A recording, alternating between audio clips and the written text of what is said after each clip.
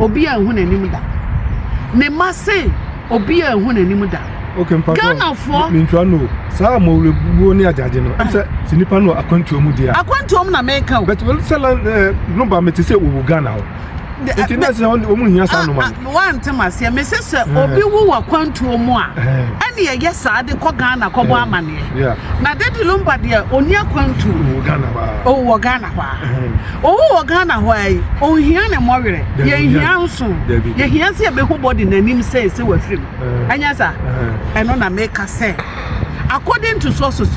that the lumba busuafo pa e ben no obi ase wan hu that the lumba ni muda ne ma se wo mo ehu da de lumba ni muda Ghana fo ankaja ye be hu da de lumba ni ne de akekere ya were eduru se wo mo na asiesie no no ye de lazy akata nanim obi ehu papa nanim muda enti o fi se ene me kosi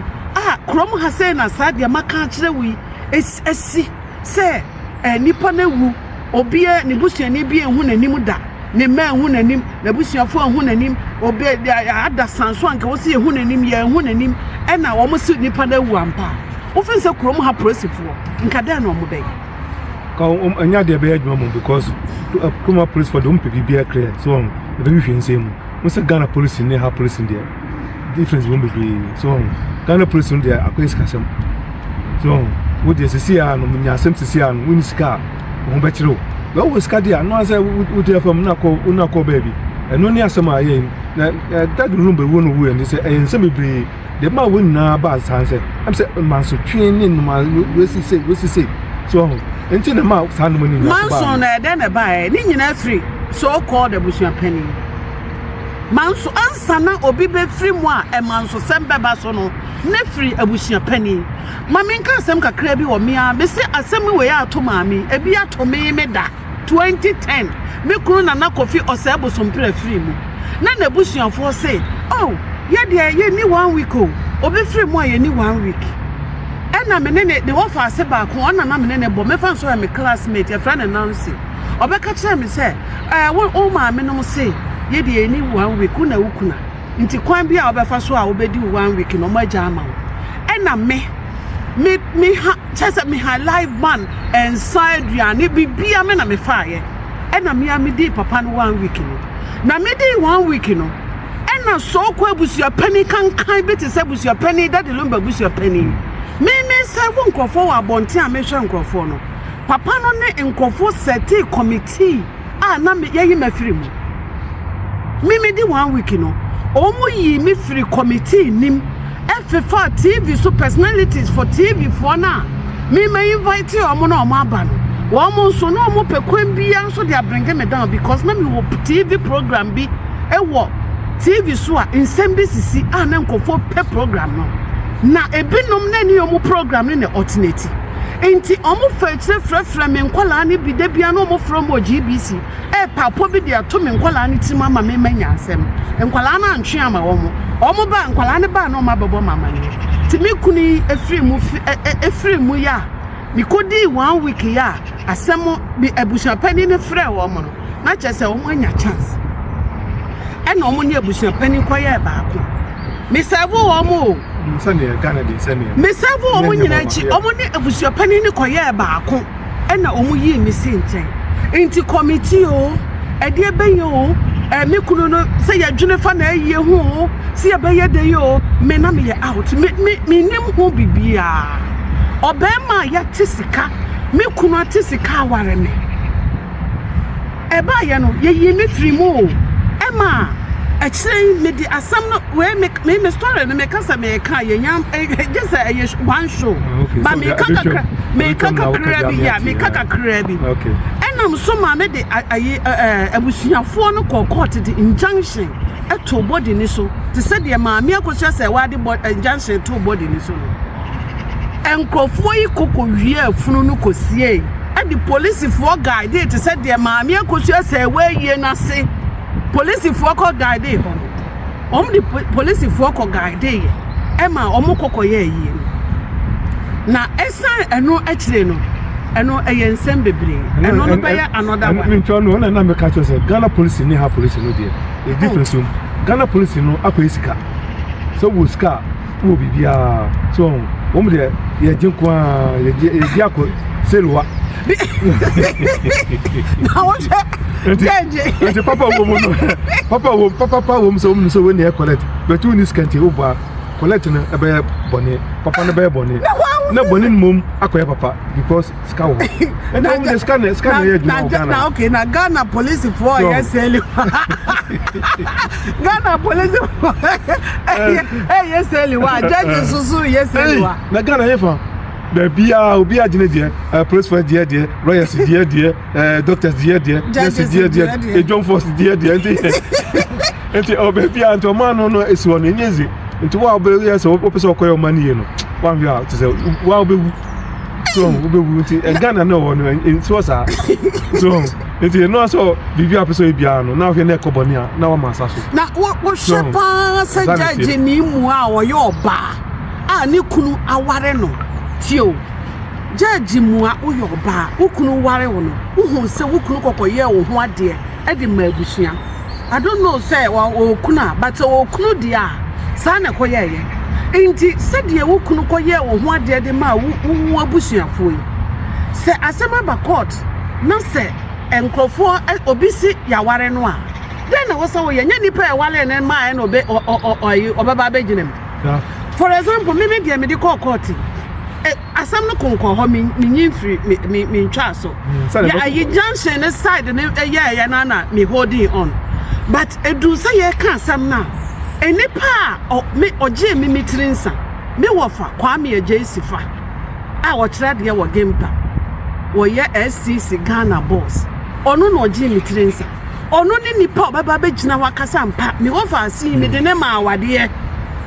me sofo ni osofo amo akoata na assistant pastor ene ko gina emu pastor Evans Odonko eko kira me ne nana kofi o sai boso mpra ware so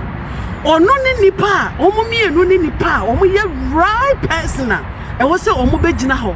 e be dia dance ma me sampa se nipa we ye ware no what you say enye me wo fa yire ekunu me suwa ma me wo fa me nua ekunu hwahwan wo fe se ma me no a wo ye jeje no ekwan a fa so onu so wa waka se ni wa wo menza kwan a fa so bu asansem no de koye no onu so betimi akakakra fa ho ana ana medical aka se Ghana no yana wasam kan any edi papa yana fa bebu yana quiz kasem so enti se ya bruti highway ya asem ba ne de kokoto a kokoto ifrewa asem yedi na fe na usika untimi fa usika ento ayi dia duha untimi fa usika ento biawa dabi emran ha de emran na omudi ye duha ase enti ma bibia na omuye na han bibia ekoso pepe sisi ano pepe so ye Ghana nso no ye no ma ye enkoso papa enkoso nya papa kura enkoso because dabi lumba asem uniska wa mobo so ti Ghana pa satem na uniska enye ne na sasem ho fititititititi satam ne se sa WhatsApp ne no manoma ni wonti ne ehunu o se me dia say na social media enye kese say nti newspaper na agyesia de bia newspaper na edeba so what you say sa TikTok to ni adade ne bibia ba wo na ba do bia tibi ndabi na ni ho ade no ho so betini ehunu ni ente so enti wo fin say be yesa Ghana ye beto abana because I say mpanimfo say mpanimfo nyina say wo ma to Ghana because me na me ka say me papa mahama wo yire ne ho but sada de lumba asem we say enti no just asa shy papa na papa ya why because David enfa mahama ma ho sana nkrofo ka na me ka wo de mama de nesa ansem hu we no obodi echi ono wo ba say obeyo mani David now judges na betimi na judges enfa mama ma ho me David me can say because judges no Ghana judges no so omo gina ho ma aban ana nti omo ye bibia anya aban na aye nipa Ghana judges no da bibi so omo ye bibia anya aban na aye ana efa bi so no na ban na aye na efa bi so aban na aye nti so omo ye bibia na aban na aye nti so omo ye na anya yi a sa ban wo sa otea wo ma na nipa bebe na ban betimi asia ya binya nipa bebe bas dem na make am aban de bibi ba ne da kotunu no so atu no bo ase na hwehwe mu hu de ekọ so nto hu de ekọ na obetimi fra ne pen fa kasa okay we na mo ya nye we na mo ya mnya so no no makasa okoko so sana de na ko nti ne bibia na aban be vi no abem atwas David aban ne dwasa nti misro we de yi mama firi yo Mmerante Hene me pese utu maba wana ga abrochirefo ankasa na pese otuefo pese otu abrochirefo memafo pese otu abrochirefo mafo abrochirefo memma ekọ Ghana ekọ sisimudafo no na abrochirefo ma no me pese otu ye what is that efu pese mutu de anu odi otu so ye ba mani bi anu odi se mutu se mani bi se unu ukru ana unu yiro na ukru se okay ma fi mabusafo nti mi kon mako akosa busafo ntimi kasa o ma nti wokwa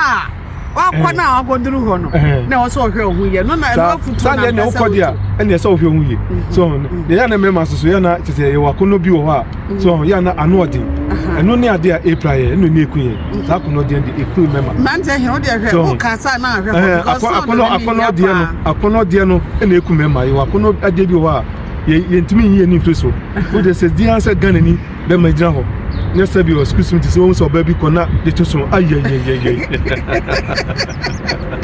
oh kana ni be man what me yi na ni for da bra won say eto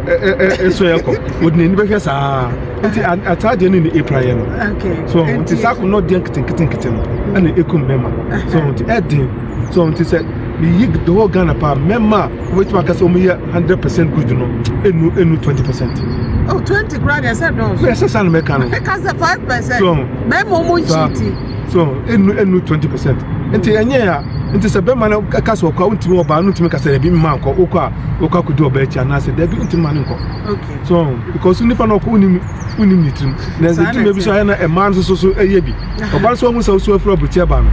Odu no betutu. So, odu betutu ani na se basa na be man so no ade na so amonya da ho. So anya sa de na de bia ene omu de be ko nsofi so nti man de ko so nemu na ye mema no de man ko so Mmerante Hene ye be man ti o ka bia mema no okay na man so na man de ko bia ni o man de so hwe a man de na mo 100% good so boni e ko ba nyina no man de mu de mu ni bibia because me mama ayo ba ntimi de bia me respect mo ba me bo ba so on say oba titi bia nemo se dum bi so na se man so ya de a ya na nya ya na fan so no ya na bi so firi ye mema so ya ema sa no mani na ba because bako akoya de bi so na be ma oba na ko hu o kaka pe na ko fa asema ba na oba so no so ntra oba na ni ade no eh won tra ma won tun fa no so Dabi na me sa oba so no wa so so yo ba this Emmanuel ja omo ye Dabi that lumba say we e ba me hu say sa ma me na akosia say wa no wo penny so the whole world am say wo penny so ma 10 unya what did dentia okay every na me kunu yesen wo yesen oni oba ya ka me ko Ghana ho akọ oba na ko brim no asa de agye no ne na busuafo so onim no to ni na asifie ho biemu a me de gye no na me de ne ba na ase nti obesu okay o se o jijin se ukuna na so yende da bi se na wo bondua na wo de wu da bi se no na dua bondua de me de timo de kemu se ma me akosu ase wa obi te ohwe obi o ho a o se na ma me na nka ho se oba o ma me ne no atena brochira no ohwe te se do onim no so onim na do onim so nim so ebetu abese ma no se bibia no eye oni ni kura se betu abese na oba Ghana ande na se o ma ye we kura se oba Ghana o mo bode denti obi ehunu but lumba wu ye no na se dedi aba obi aka na dunu obi aka se no ebi wa tre bia na anye ye se betu abese bi kura na oba kura no a na se okọ na se yatun abontubum se manu urawa e na abetu ma ye anu aka otimi nya hwe na bi so obunu kunu on pese obebo dede so am obi ate because Ghana for so kasa obo dede a wo problem o mo de da wo problem nyuntuni ya wa free mu se sana kana akoye tete nyuntuni ya wa free mu na nsa ya sapon what is sana yere de ne kwa antena mete de se o wu he na busu abo se wa gogo o mo ni ma se wo antena nti ese yenye de sana na mi di okobo dede na mo se wa kobo dede di wa kobo dede so a mo so se wa kobo dede kusi nti ni na se de bia no ayede office o ho beto sana se o man no ye de ho beto ni mo enye de amafo pe so ka se wo di amafo chi ye se koyese dia wo be fa ho no akoyi mpabone okay sana mi no Ghana so wo ti amafo koyese yese o na amia kam yese nipa no baka se na amia kam yese o ka wi na oko o ya no atwono boko na o wa konyase nti de bia se o ya dia office o ho beto so anya ya dia nkofa yehema nkofa problem enu na dia se o yenti ye dia ho beto ni mu na dia amafo beka ana na dia amafo pe ni dia kakra mi de mini efa ho meto aka MMRANTE hene tie se waka se wi MMRANTE hene kira wadafo ne yenkoi MMRANTE hene ampem kira wadafo de bebe ze micha Milton Keynes phone na UK phone na especially ku am join na micha obi a se muti se MMRANTE hene sa Thompson kasa de jamu bia mama abusiafo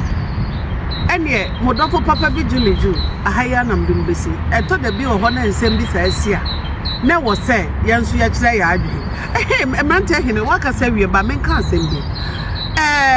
manfo se asem ma me asem ye bae antena ni program no tie me dem share anti manfo se ko de command na antena haye che Ghana kantina ekane tatare esne Ghana judges no tine go so de command na omo kai na mzina antena yi enye hona ya support so ko ya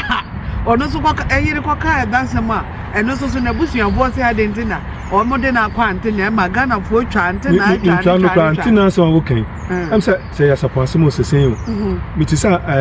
amafo su twa antena se na antena no ono hwan